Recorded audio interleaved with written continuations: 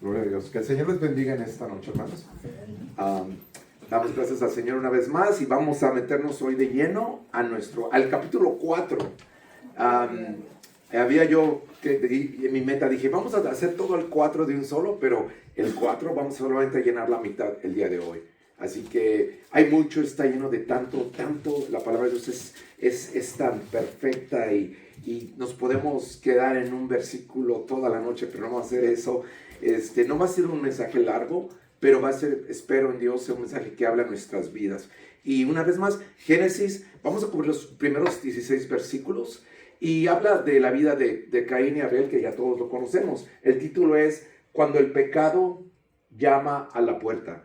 Y una vez más, vamos a hablar sobre ese tema recurrente que es el pecado. Y no es de que solamente es lo único que vamos a hablar todo en Génesis, pero es la razón por la cual Jesucristo, siendo Dios, se quitó sus vestiduras, se hizo siervo, nació de una virgen, vino a este mundo para morir en la cruz del Calvario, ¿amén? Por el pecado de la humanidad. O sea, si no hubiera habido pecado, nada de todo ese drama se hubiera desprendido. Así que es la importancia. ¿Y por qué es necesario saber eso? Porque al conocer el origen, al conocer la forma, la estrategia del pecado en nuestra vida, estamos mejor capacitados para poderlo encarar y poder vencer. Amén.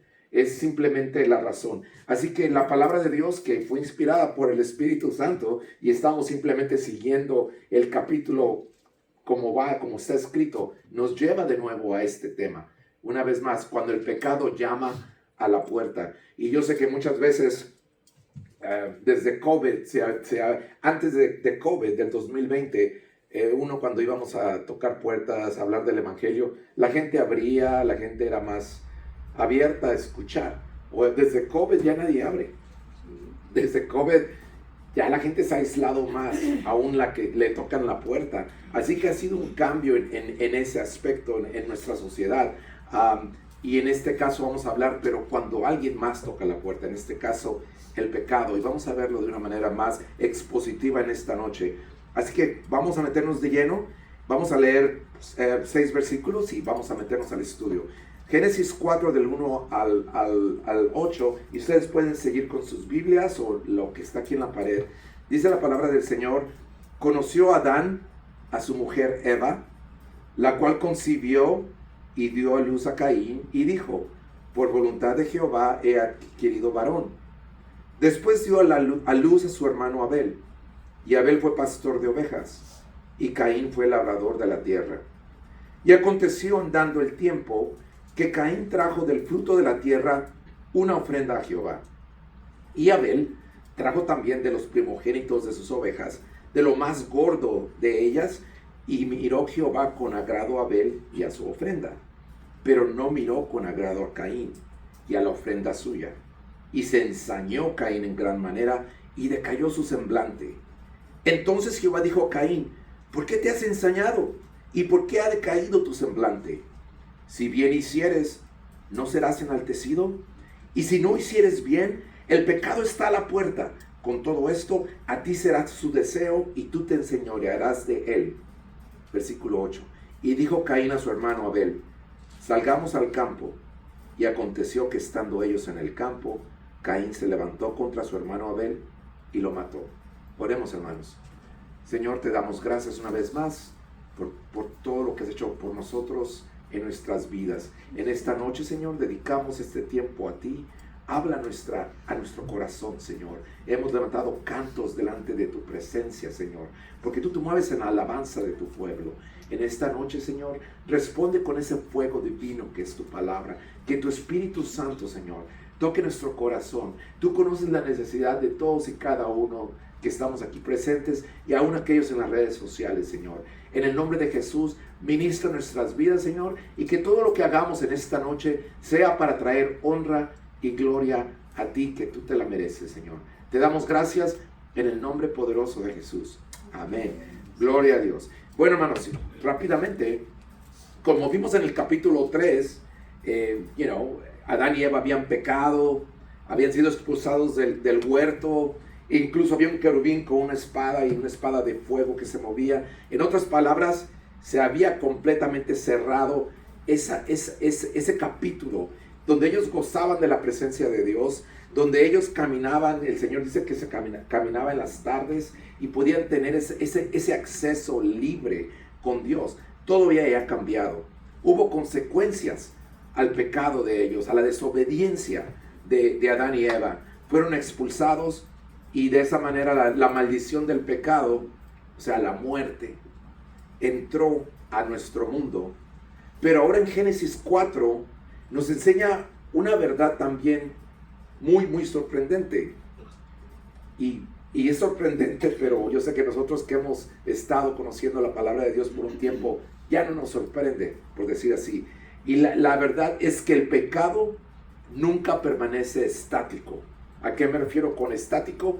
El pecado no nomás peca una persona y ahí se queda, ahí muere todo. El pecado es un cáncer que va a seguir creciendo, va a seguir expandiéndose, va a seguir morfeando o cambiando su forma de una manera que no va a terminar hasta que acaba completamente con la persona, con las relaciones, con las familias, con iglesias, como usted lo quiere ver, con matrimonios. Y todo empieza con una manera muy sencilla, muy, incluso podríamos decir hasta inocente, y es la forma de cómo se manifiesta el pecado en la vida del ser humano. Y bueno, aunque vemos que esta historia de Adán y Eva ocurrió miles de años, sigue siendo realmente extraordinariamente muy actual y muy aplicable en el 2026 a nuestras vidas. Porque el mismo pecado que destruyó a Caín sigue todavía intentando destruir hogares, matrimonios, iglesias hasta hoy. Y todos conocemos, sabemos, e incluso quizás algunos hemos sido víctimas del fuego devastador que es el pecado. Cómo viene, destruye sueños, destruye relaciones, destruye matrimonios, destruye padres, hijos no se hablan, familiares, hermanos entre sí se odian. O sea, es un drama completo. Cuando vemos la historia de Caín y Abel, yo siento que todos podemos relacionarnos a un punto o a otro. Cuando vemos y analizamos la repercusión del pecado, no tenemos muchas veces que ir muy lejos. Sabemos, y muchos de nosotros lo hemos experimentado en carne propia, lo que es el pecado, lo devastador del pecado. Y es lo que vamos a estudiar en esta noche. Así que este mismo pecado que comenzó hace miles de años se sigue moviendo aún hoy en día. Y no solamente en nuestra sociedad, pero aún en la iglesia del Señor. Por datos de estadística, el nivel de divorcios, digamos a nivel secular, es como casi el 45%.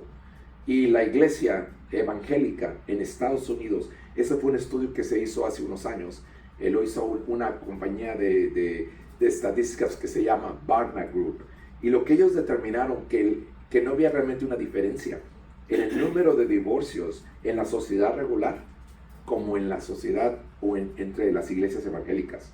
Y eso nos dice mucho, hermanos, porque Dios no creó los matrimonios para que se desbarataran.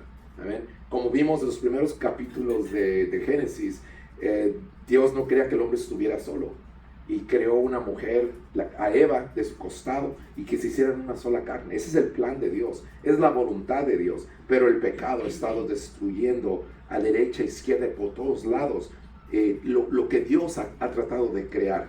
Así que esta es la realidad, pero también hay otra realidad, hermanos, que Dios también sigue buscando al pecador, aún antes de que el pecado lo destruya completamente.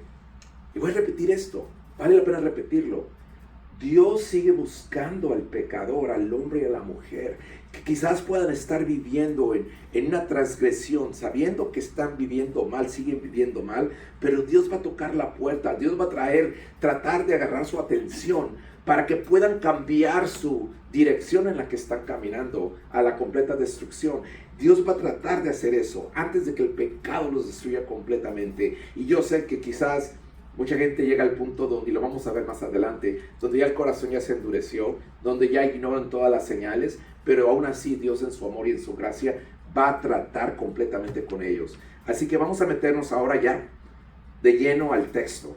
Génesis 4, 1 y 2. Y dice aquí que conoció Adán a su mujer Eva, la cual concibió y dio a luz a Caín y dijo: por voluntad de Jehová he adquirido varón.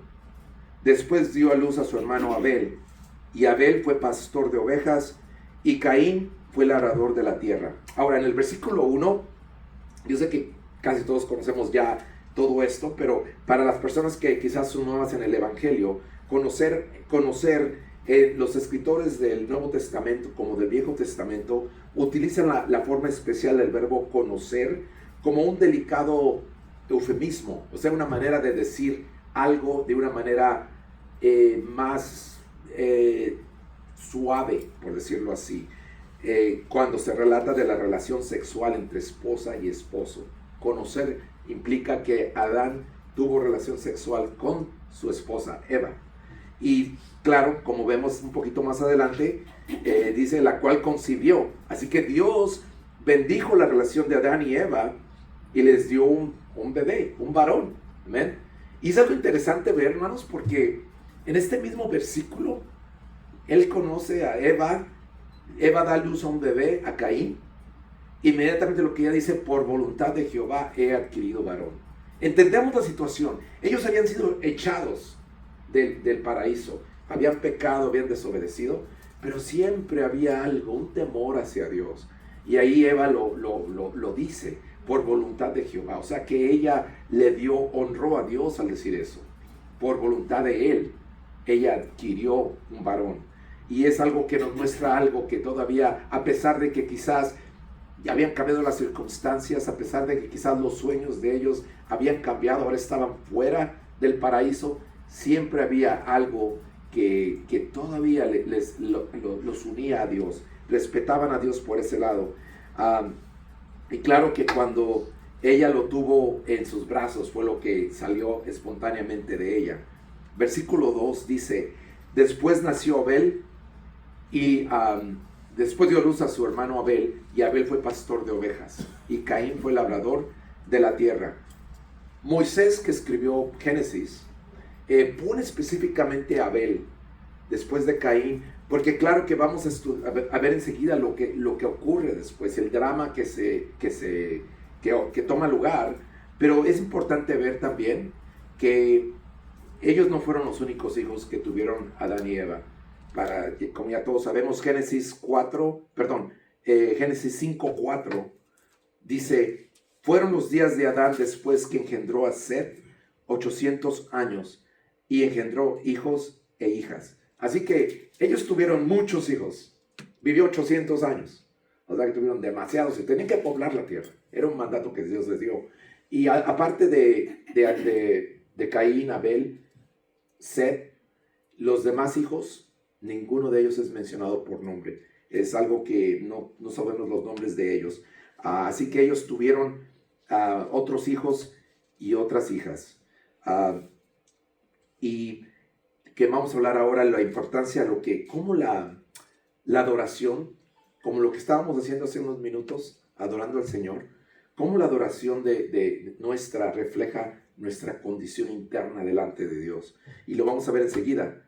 En el Génesis 4, versículo 3, dice: aconteció, andando el tiempo, que Caín trajo del fruto de la tierra una ofrenda a Jehová. Y Abel trajo también de los primogénitos de sus ovejas, de lo más gordo de ellas. Y miró Jehová con agrado a Abel y su ofrenda, pero no miró con agrado a Caín y la ofrenda suya. Y se ensañó Caín en gran manera y decayó su semblante. Quiero que hagamos un hincapié en esto, que a pesar de nuevo que habían sido echados del jardín del Edén, Adán y Eva tuvieron que haberle hablado a sus hijos de Dios. Tuvieron que haberle dicho: ay Dios, ay, es un ser magnífico. Tuvieron que hablarle de la hermosura de Dios. No está en la Biblia, pero podemos ver por todo esto. ¿De dónde estos muchachos, Caín y Abel, iban a sacar de que iban a traer ofrenda a Dios? ¿Quién, como dicen en inglés, es muy random? ¿Quién de repente va a decir: vamos a ofrendar a Dios? A menos que hayan sido enseñados. Porque el hombre por lo general no va a traer ofrenda agradable a Dios por sí mismo. Pero ¿de dónde? ¿Quién se inventó? ¿De dónde salió todo eso? Tuvo algo que haber ocurrido. Los padres, Adán y Eva, tuvieron que haberles dicho. Tal vez le contaban a ellos cuando se paseaban con Dios en el paraíso. Tal vez le contaban a ellos qué bonito era el paraíso antes de que ellos desobedecieron. Tal vez algo, alguna moraleja, algo les contaban. Y estos muchachos escucharon y pudieron entender. Y es lo que este versículo nos deja ver. Podemos inferir que ellos sabían que tenían que presentarse delante de Dios con una ofrenda. Y eso es importante saber cuando nos presentamos delante de Dios, hermanos. Cuando usted se presenta delante de Dios en su closet, en su recámara, en su carro cuando va al trabajo, bueno, no cuando va al trabajo, tal vez orando, con los ojos abiertos, pero cuando está usted presentándose o en la iglesia, ¿qué tipo de ofrenda traemos al Señor? Y no estoy hablando que fruta o agarrar un animal y sacrificarlo, pero ofrenda de alabanza, amén, ofrenda de simplemente de canto, tal vez algún cántico, qué sé yo, algo que podamos presentarnos delante del Rey. Y es importante, hoy en día se mira, por ejemplo, cuando los mandatarios de diferentes países vienen a la Casa Blanca, o el presidente, cuando Trump fue a China, siempre los reyes, los mandatarios, entre sí se dan un regalo especial.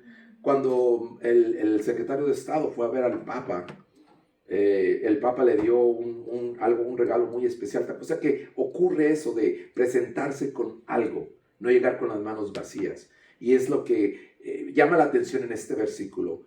Cuando nos presentamos a Dios como que me estoy presentando con mi cuate con el cual juego fútbol, o me estoy presentando al Rey de Reyes y Señor de Señores. ¿Con qué corazón? Y es lo que vamos a ver enseguida. Porque vamos a ver esto, aquí hay un contraste que ocurre en este versículo. Estos dos hermanos, pues eran los únicos dos que había. No había más todavía, estábamos comenzando apenas en Génesis.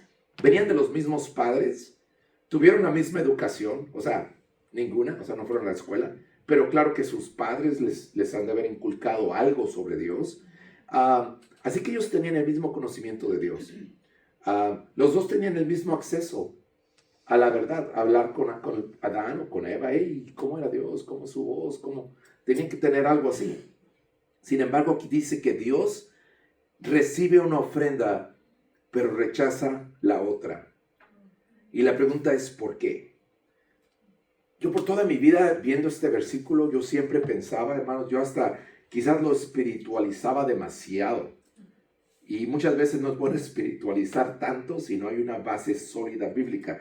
La forma que yo espiritualizaba esto era de que, bueno, Caín era campesino labrador, los frutos que él hacía de sus manos salieron.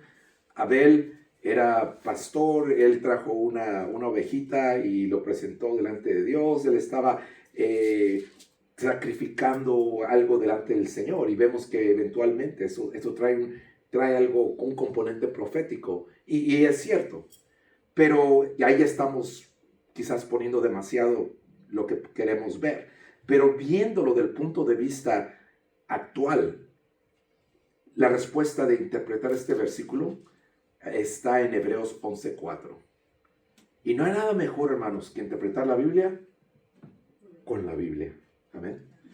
Hebreos 11:4 dice, por la fe, ahí está la respuesta. Por la fe Abel ofreció a Dios más excelente sacrificio que Caín, por lo cual alcanzó testimonio de que era justo, o sea, fue justificado por fe. También sabemos que la Biblia dice que sin fe es imposible agradar a Dios, dando Dios testimonio de sus ofrendas. Y claro que Dios dio testimonio rápido, y muerto aún habla por ella.